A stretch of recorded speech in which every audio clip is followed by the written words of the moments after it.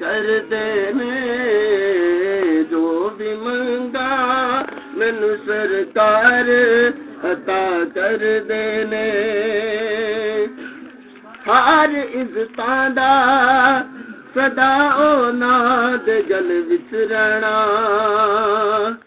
हर इज्जतां दा सदा ओना दे गल विच रहना ओना खुशबख्तां दा ना मर के भी जिंदा रहना। बिस्मिल्लाहिर्रहमानिर्रहीम। अस्सलाम वालेकुम दोस्तों और बुजुर्गों नाज़रीन, तुहाडे सामने अगली वीडियो दे नाल हाज़र हां। अज जिहड़ा तुसीं देख रहे हो एक बेहतरीन नुस्खा है। साडे एक दोस्त है ने इटली दे विच उन्होंने ये मंगवाया कि चीज़ां सानूं बना के दिओ और उन्होंने नुस्खे के मुताबिक चीज़ां असीं कढ के साफ सुथरियां करके बना के असीं रखियां ने ते इन्हां नूं असीं नाले तुहानूं दिखाने आ कि किहड़ियां चीज़ां ने, क्योंकि इस टाइम मैं जिथों समान लैना हुन्ना इन्हां दे लाहौर शालमी मार्केट हैगी है तो इन्हां दे कोलों तकरीबन मैनू 30-32 साल हो गए ने। तो अच्छियां और बेहतरीन चीज़ां जिहड़ियां साफ अपनी मर्जी नाल भी लैके जाईदियां ने, बल्कि वो चीज़ां भी बेहतरीन साफ ही दिंदे ने। तो यह जिहड़ियां चीज़ां तुहाडे सामने ने और इन्हां दा वजन है जी कमरकस, जिहड़ा कि है तुसीं देख रहे हो। सब तो पहले कमरकस 180 ग्राम, संघाड़ा खुश्क 120 ग्राम, उन्हें तक जनाब है नाल फुल मखाने ने 120 ग्राम, उन्हें तक जनाब है मूसली सफेद हैगी इंडिया की 60 ग्राम और उन्हें तक जनाब मूसली स्याह हैगी है 60 ग्राम, साल मिश्री 60 ग्राम और नाल ही इहदे तल मखाना है वो 30 ग्राम, शिकाकल मिश्री 60 ग्राम, ओटंगन तुखमा ओटंगन 30 ग्राम और इनके तो अगे जनाब है बीजबंद 30 ग्राम। तो जी ये साडा नुस्खा है जो तुसीं देख रहे हो, बहुत ही अच्छा तो बहुत ही आला।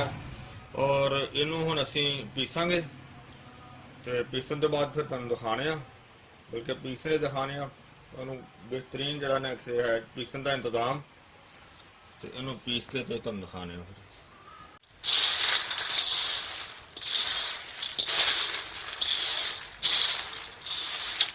इन्होंने पीसने तो पीस के तुम दिखाने फुल मखाने उपर आ गए ने, वजन के हल्के ने इस वजह तो।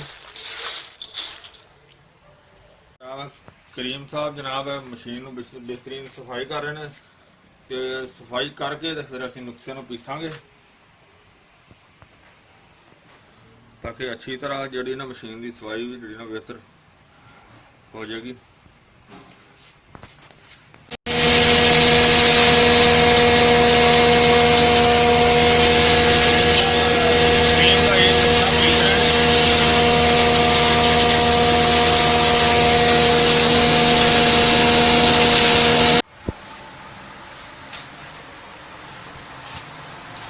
नुस्खे की तैयारी हो गई इंशाअल्लाह।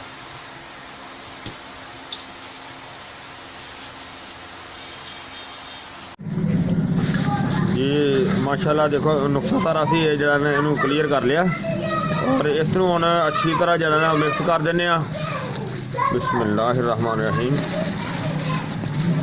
साढ़े बहुत ही अच्छे तो बड़े ही प्यारे दोस्त ने इमरान साहब, जिन्हों के वास्ते असी तैयार किया उन्होंने आर्डर के मुताबिक। बाकी वीडियो तुसीं देखिए इनू किस तरह असी मशीन अच्छी तरह साफ करवा के और बिल्कुल बेहतरीन करके तो इनू जरा ना वो ठीक कर दिता और इनू उन्होंने आर्डर के मुताबिक इनू असी पैक करने। ये नुस्खा जरा ना ये मुगल्लज भी है तो ये कमर दर्द वास्ते भी बेहतर है और ये नुस्खा इस तरह का है कि 2 in 1 भी है। ਉਹ ਇਹਨੂੰ ਪੈਕ ਕਰਕੇ ਫਿਰ ਮੈਂ ਤੁਹਾਨੂੰ ਦੱਸਣਾ ਜੀ। ਮਾਸ਼ਾਅੱਲਾ ਉਹ ਇਮਰਾਨ ਸਾਹਿਬ ਦੇ ਜਿਹੜੇ ਨੇ ਆਰਡਰ ਦੇ ਮੁਤਾਬਕ ਅਸੀਂ ਇਹਨੂੰ ਪੈਕ ਕਰ ਦਿੱਤਾ। ਔਰ ਇਹ ਜਨਾਬ ਬਹੁਤ ਹੀ ਬਿਹਤਰੀਨ ਤੇ ਜ਼ਬਰਦਸਤ ਨੁਸਖਾ ਹੈ, ਉਹਨਾਂ ਦੇ ਹਿਸਾਬ ਦੇ ਨਾਲ ਵੀ ਅੱਛਾ ਹੈ ਤੇ ਸਾਡੇ ਹਿਸਾਬ ਦੇ ਨਾਲ ਵੀ ਠੀਕ ਹੈ।